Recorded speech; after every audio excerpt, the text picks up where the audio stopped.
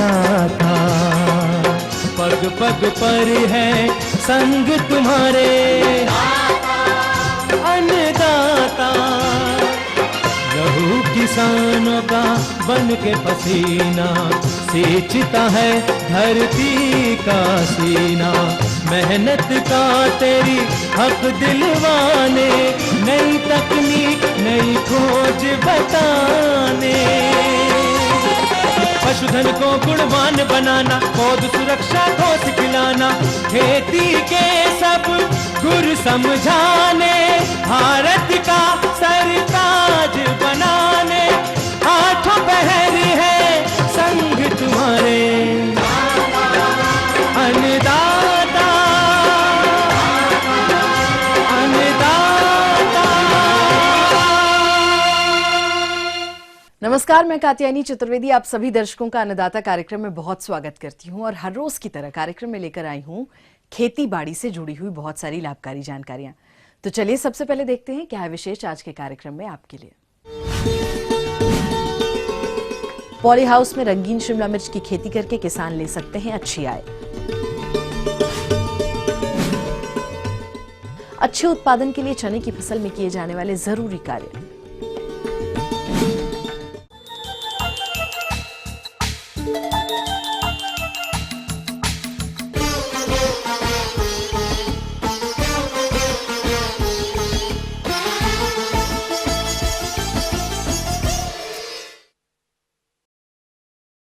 Poly house में सब्जियों की खेती के बढ़ते रुझान को देखते हुए प्रदेश के बहुत सारे किसान इसे अपना रहे हैं और इनसे काफी मुनाफा भी ले रहे हैं। और इसी के तहत आज हम किसानों को रंगीन शिमला मिर्च की खेती के बारे में जानकारी देने आए हैं। तो इसकी खेती करते समय कौन कौन सी तकनीकी बिंदुओं को ध्यान में रखना है, इसकी जानकारी के लिए आइए मिलते हैं कृषि वैज्ञानिक डॉक्टर धर्म सिंह से।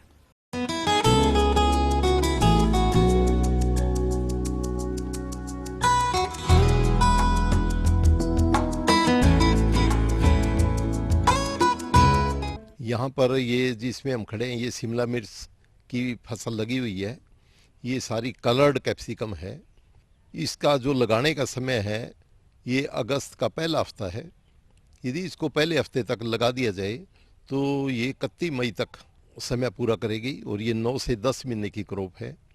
इसके अंदर फार्मर को लगभग 6 किलो पर प्लांट के हिसाब से इसकी पैदावार आएगी और लगभग 1 किले में 600 क्विंटल बनती है। ये इसके अंदर क्या है, कलर्ड कैप्सिकम की जो मार्केट है वो दिल्ली में है और इसके अंदर 5-6 कलर हैं, जैसे लाल है, पीला है, संतरी है, चॉकलेट है, ऑरेंज है और ब्लैक है। और इसके साथ साथ ग्रीन है। ग्रीन को तो आप बाहर भी लगा सकते हो, परंतु जो रंगदार है ये सिर्फ अंदर ही लगती है। बड़े शहरों में इस सब्जी की काफी अधिक मांग होती है। अब बात आती है कि किसान इस सब्जी की बुआई और सिंचाई कैसे करें। पहले जो बेड हैं वो बनाई जाती हैं। पॉली हाउस के अंदर इसकी मेन खेती की जाती है और ये टपका सिंचाई के द्वारा बहुत कामयाब है। इसके अंदर जो पौधे की दूरी है वो 40 सेंटीमीटर है और लाइन से लाइन की 30 सेंटीमीटर है और 1 एकड़ के अंदर लगभग 12,000 पौधे लगते हैं। और इसको अगस्त के महीने में लगा दिया जाए, उसके बाद इसकी कटाई छटाई का काम चलता रहता है। एक पौधे पे 2 स्टेम लेते हैं और ये लगभग बढ़ता हुआ 3 मीटर तक इसकी हाइट हो जाती है। हरियाणा में पॉली हाउस में वैज्ञानिकों द्वारा इजाद की गई खेती करने की नई तकनीक का किसानों को काफी लाभ मिल रहा है। किसान परंपरागत खेती से हटकर इस तकनीक से काफी मुनाफा कमा रहे हैं। रंगीन शिमला मिर्च के लिए किसान को 1 एकड़ जमीन पर 12,000 पौधों से 600 क्विंटल उत्पादन हो सकता है।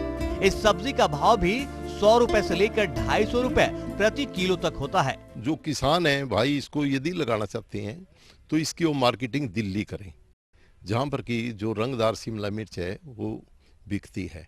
क्योंकि ये सैलेड में है, क्योंकि इसकी सब्जी नहीं बनाई जाती, सैलेड में यूज़ की जाती है। और जो बड़े बड़े जो होटल हैं उसके अंदर इसकी काफ़ी मांग है। जैसे आपका पिज़्ज़ा है और जो भी इंग्लिश फूड है उनके अंदर इसका प्रयोग किया जाता है। इसके अंदर जो खाद की मात्रा है वो हमने 3 बार में बांटी हुई है। जब ये प्लांट स्टार्टिंग में हम लगाते हैं, उससे जब तक पहली मिर्च नहीं बनती फूल आने के बाद, तब तक की डोज अलग है और उसके बाद दूसरी जो डोज है फल लगने से और हार्वेस्टिंग तक की डोज अलग है, और तीसरी जब तक एंड तक वो चलती रहती है। हम किसान भाइयों को इसके लिए एक पंपलेट देते हैं ताकि वो इसी हिसाब से इसका प्रयोग कर सकें और खाद की मात्रा दे सकें। इसमें एक हफ्ते में पानी 2 बार दिया जाता है, और उस पानी के साथ ही वो खाद है वो साथ में दिया जाता है। हाँ, जिस किसान के पास कम भूमि है उसके लिए पॉली हाउस एक छोटा बना हुआ है जिसको हम वॉकिंग टनल कहते हैं। ये 1 एकड़ में 6 बन सकते हैं। तो यदि उस पर मतलब 1 एकड़ से भी कम है तो उसमें 2 या 3 बना सकता है, और उसके अंदर ये बहुत कामयाब है। किसान के सामने एक और चुनौती है कि किसान अपनी तैयार की गई फसल को बाजार में कैसे बेचे। सब्जी तैयार होने के बाद इसकी मार्केटिंग कैसे करें, ये भी किसान के लिए जानना बेहद जरूरी है कि ये सब्जी अंग्रेजी फूड में अधिकतर इस्तेमाल की जाती है और इसकी मांग देश के बड़े बड़े शहरों में होती है। दिल्ली और सितारा होटल और दूसरे होटलों में इसकी काफी मांग होती है। इसका इस्तेमाल पिज्जा जैसे इंग्लिश फूड में अधिक किया जाता है। किसानों को मैं ये सलाह देता हूँ कि जो आप जीरी और गेहूं की फसल को छोड़कर सब्जी के ऊपर आएँ, और उसके अंदर जो इंग्लिश वेजिटेबल है जैसे रंगदार शिमला मिर्च है, इसके लिए वो अच्छी आमदनी कर सकते हैं, क्योंकि इसका बाजार भाव है वो बहुत अच्छा है और इसकी मांग भी बहुत अच्छी है, और इससे किसान को अच्छी आमदनी हो सकती है। किसी वैज्ञानिकों की माने तो पॉली हाउस में लगाई गई सब्जियां लोगों के लिए भी सेहतमंद होती हैं। कृषि विशेषज्ञों द्वारा किसानों को सब्जियों की किस्मों की बुआई से लेकर कटाई तक के लिए सभी प्रकार की जानकारी एक इश्तेहार यानी कि पैम्फलेट में भी उपलब्ध करवाई जा रही है। जैसे कि मैंने बताया कि 6 किलो प्रति पौधा के हिसाब से आती है, 600 क्विंटल फार्मर इसकी पैदावार ले सकता है, और इसका जो बाजार भाव है 50 रुपये से कम तो कभी नहीं आया आज तक, और स्टार्टिंग में 200-250 रुपये केजी रहता है, उसके बाद ज़्यादातर लगभग 100 रुपये केजी के हिसाब से चलता है। यहाँ जो हमारा सेल पॉइंट है इस पर तो सारा साल 100 रुपये के हिसाब से बिकती रहती है।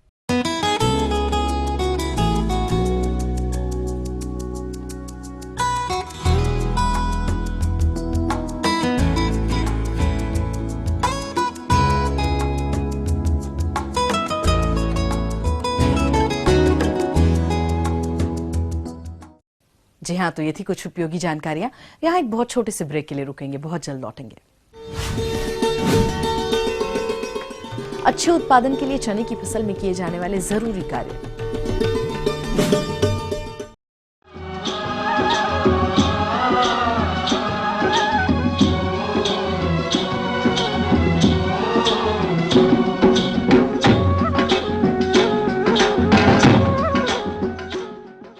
ब्रेक के बाद आपका एक बार फिर से बहुत स्वागत है अन्नदाता कार्यक्रम में, और चलिए अब बढ़ते हैं अपनी अगली प्रस्तुति की ओर।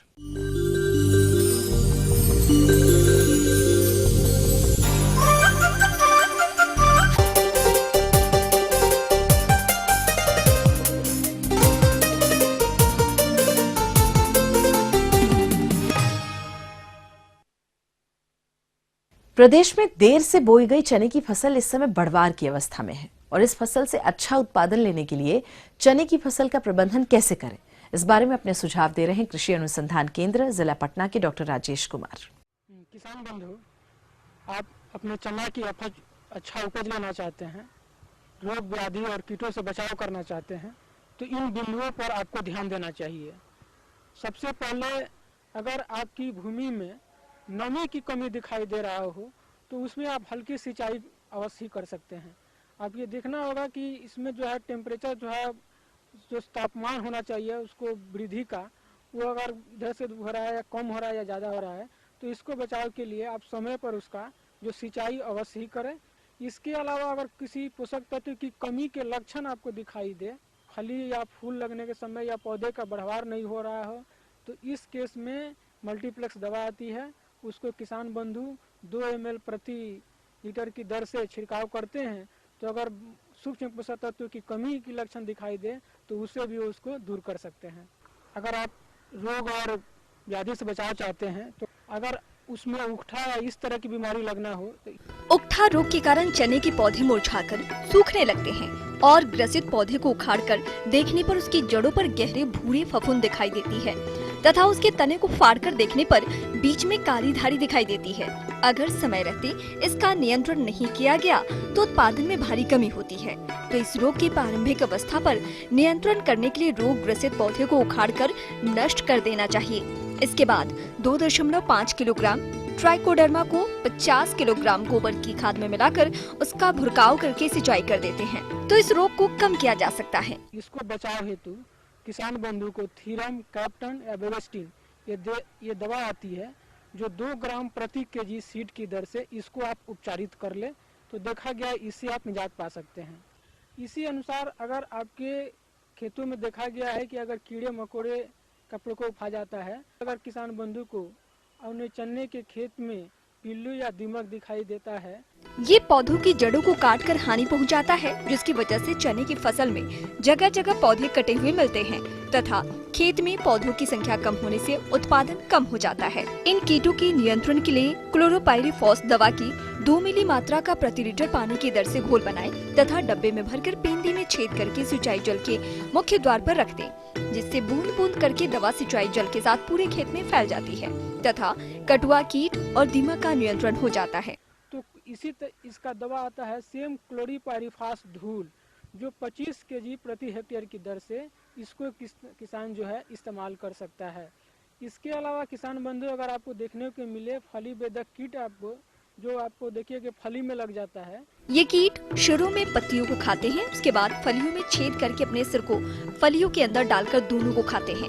इस कीट के प्रकोप से चने का उत्पादन 60 से 70% तक कम हो जाता है। इसीलिए फली छेदक कीट का समय रहते नियंत्रण करना जरूरी है। प्रारंभिक अवस्था में इस कीट से ग्रसित फलियों को तोड़कर नष्ट कर देना चाहिए तथा प्रति हेक्टेयर खेत में 15 से 20 टी आकार की खूंटी लगा दे, जिस पर पक्षी बैठेंगे और कीटों को खाकर नष्ट कर देंगे। यदि फसल में फली छेदक कीट का प्रकोप आर्थिक क्षति स्तर से अधिक हो तो रासायनिक दवाओं का प्रयोग करके इस कीट का रोकथाम कर सकते हैं।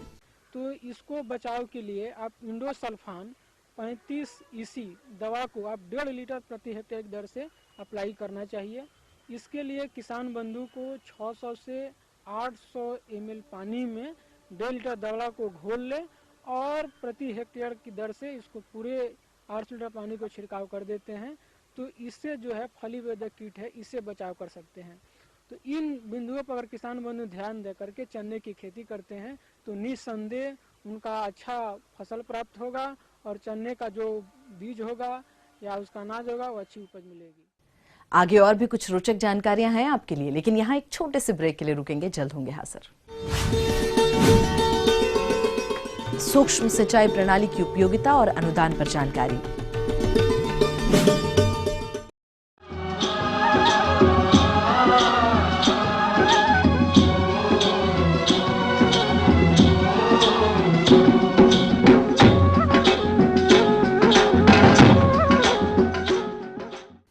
ब्रेक के बाद आप सभी दर्शकों का एक बार फिर से बहुत स्वागत है और चलिए अब रुक करते हैं अपनी अगली कड़ी की ओर।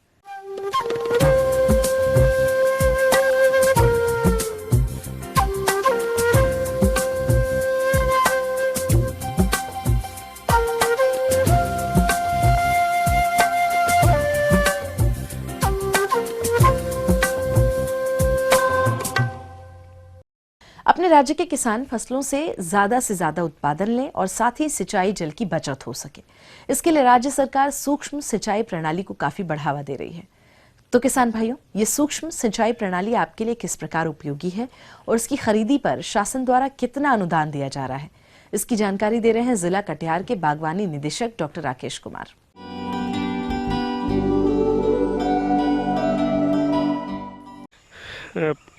माइक्रो इरिगेशन का जो है मुख्य रूप से उपयोग हम लोग वैसे जो है फील्ड जो कि जहाँ पे की सतह जो है समतल नहीं है वहाँ पे इसकी उपयोगिता बहुत ज़्यादा होती है। तो जो हमारे पठारी इलाके हैं वहाँ पे इसकी उपयोगिता बहुत ज़्यादा है, क्योंकि समतल नहीं रहने के कारण बहुत सारा पानी का बर्बादी होता है।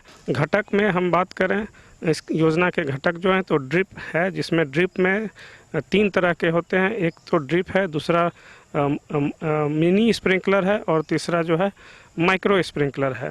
और स्प्रिंकलर की बात करें तो स्प्रिंकलर भी 3 प्रकार के हैं। एक पोर्टेबल स्प्रिंकलर है, जिसे कहीं भी हम लोग एक जगह से दूसरे जगह ले जा सकते हैं।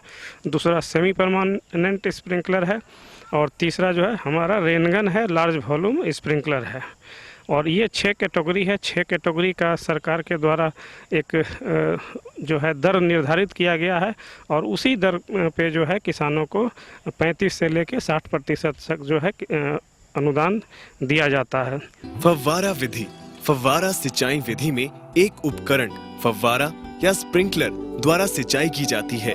यह आमतौर पर प्लास्टिक, HDPE और एल्युमिनियम का बना होता है, जिसमें पाइप और नोजल 2 मुख्य घटक होते हैं तथा यह उपकरण एक निश्चित दबाव पर कार्य करता है। 2 किलोग्राम प्रति वर्ग सेंटीमीटर दाब वाली फव्वारा इकाई में 4 लीटर प्रति सेकंड डिस्चार्ज वाले पंप से 400 मिलीमीटर प्रति सेकंड वाले 10 नोजल से एक साथ सिंचाई कर सकते हैं। इस विधि से सिंचाई करने से 30 से 40% जल की बचत होती है। बूंद बूंद या ड्रिप सिंचाई प्रणाली।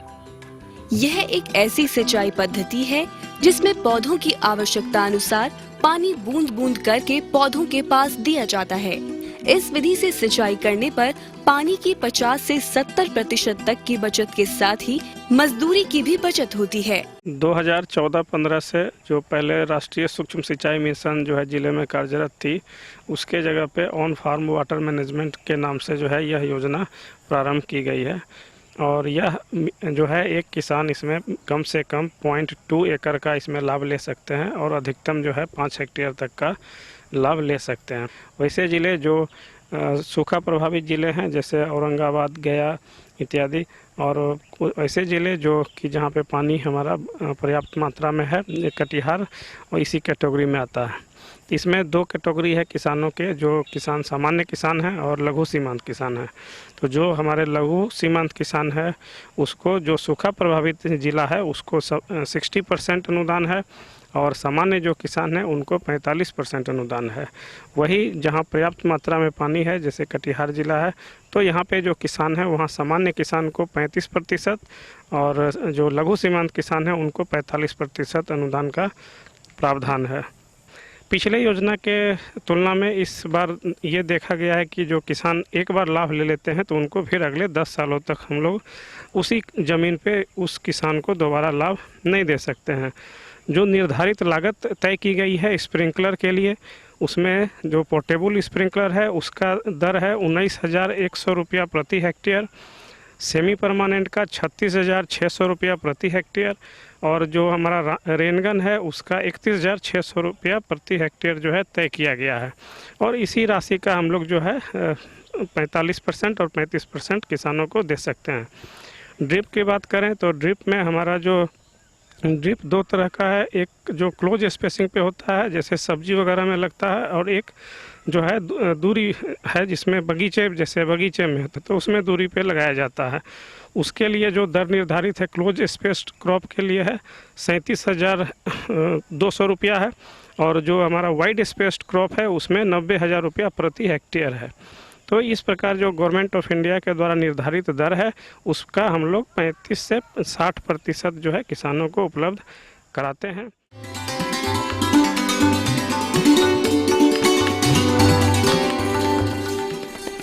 अन्नदाता हेल्पलाइन निशुल्क फोन संपर्क सेवा के माध्यम से आपके द्वारा पूछी गई समस्याओं में से 1 या 2 महत्वपूर्ण समस्याओं को हम अपने कार्यक्रम में जरूर शामिल करते हैं और इसी के तहत आज की चयनित समस्या और उसका जवाब इस प्रकार है। अन्नदाता निशुल्क फोन संपर्क सेवा के माध्यम से कार्यक्रम में आज जो प्रश्न हमने शामिल किया है उसे पूछा है अकर जिला बक्सर से रमेश खरवार। आप नींबू के बाग में कीट और रोगों की रोकथाम पर जानकारी चाहते हैं। तो रमेश जी, आपकी जानकारी हेतु प्रस्तुत है कार्यक्रम का यह अंश। ये देखा गया है कि नींबू में प्रमुख रूप से आपका कैंकर रोग का प्रकोप होता है। तो यदि इस कैंकर रोग का यदि नींबू में प्रकोप होता है तो इस परिस्थिति में आप बोडोपेस्ट और इसका प्रयोग विशेष रूप से उस समय करें जब आपके फल उतर जाएं और फल उतरने के पश्चात जो सूखी और रोगग्रस्त टहनियां हैं उनको काट दें और उसके पश्चात उस जगह पर बोडोपेस्ट लगा दें। तो इसके रोग का जो प्रकोप है उसको कम कर सकते हैं या इसको नियंत्रित कर सकते हैं। जहाँ तक इनकी कीटों का प्रकोप का प्रश्न है तो इसमें विशेष रूप से ऐसा देखा गया है कि सिट्रस साइला और आपकी बटरफ्लाई जो तितली होती है उसका और मौत और कुछ एफिड या जिसको माहू कहते हैं इसका प्रकोप होता है। इसमें से कुछ जो कीट हैं वो कुछ रोगों के वाहक हैं, जैसे ग्रीनिंग है, स्टेस्टेजा है, ये कुछ बीमारियों के वाहक हैं। तो इसलिए किसान भाई इन कीटों का प्रकोप यदि आपके उद्यान पे होता है तो यदि समय पर इसका यदि आप नियंत्रण करते हैं तो कीटों से भी बचाव होगा और आपका बीमारियों का वाहक होता है तो बीमारियों से भी आप निजात पा सकते हैं। तो यदि एफिड है या माहू है, यदि माहू का प्रकोप होता है तो आप विशेष रूप से जो प्रभावित टहनी हैं उनको काटकर अलग कर दें और कुछ महत्वपूर्ण देह कीटनाशी हैं उनका आप प्रयोग कर सकते हैं, जिसमें इमिडाक्लोप्रिड है, एसिटामाप्रिड है, इनका आप स्प्रे कर सकते हैं।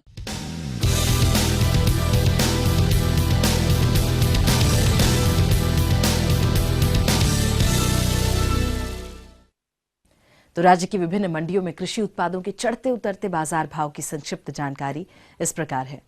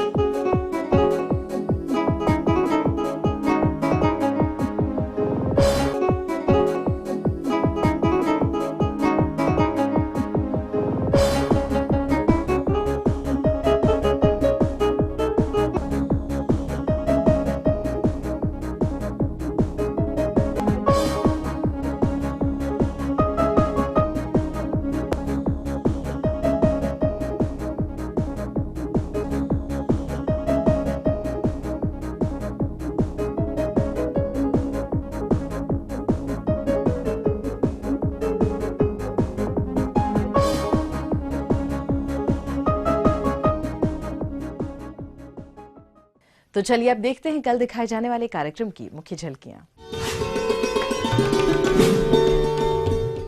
अजोला उत्पादन की तकनीकी और इसकी उपयोगिता, आम के बाग में माल फॉर्मेशन रोग की समस्या और इसकी रोकथाम।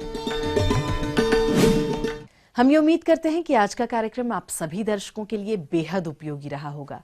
किसान भाई और अन्नदाता आपकी सेवा के लिए संकल्परत है और कृषि संबंधित समस्या और सुझावों के लिए आप हमें इस पते पर संपर्क भी कर सकते हैं। तो चलिए हमारा पता लिख लीजिए। प्रोड्यूसर अन्नदाता ETV Bihar Jharkhand, Ramoji film city Hyderabad 501512 और हमारा ईमेल एड्रेस है annadatabihar@etv.co.in।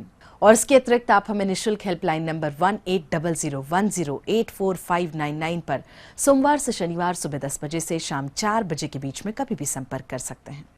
फिलहाल अन्नदाता की पूरी टीम को दीजिए इजाजत, लेकिन कल फिर इसी समय आपसे होगी मुलाकात कृषि संबंधित कुछ और रोचक और महत्वपूर्ण जानकारियों के साथ। तब तक के लिए नमस्कार।